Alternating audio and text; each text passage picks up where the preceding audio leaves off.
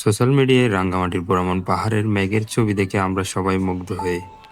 কিন্তু ছবিতে যা দেখি, বাস্তবে কি পাহাড়টা ঠিক ততটাই সুন্দর, নাকি মেঘের দেখা পাওয়াটা কেবল ভাগ্যের ব্যাপার? আজ আপনাদের সেই গল্পই শোনাবো।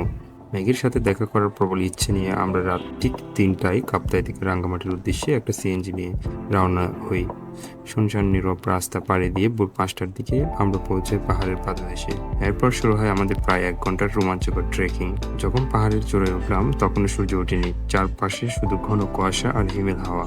আমরা অধীর আগ্রহে অপেক্ষা করছিলাম, এই বুঝি মেঘের ভেলা আমাদের ছুঁয়ে যাবে। কিন্তু ঘন্টাখানেক অপেক্ষার পর সেই কাঙ্ক্ষিত মেঘের দেখা আর মিলল না।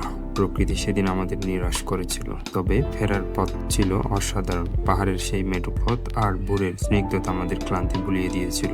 আপনাদের জন্য একটা পরামর্শ: ভ্রমণ পাহাড়ে যাওয়ার আগে অবশ্যই আবহাওয়ার খবর নিয়ে যাবেন।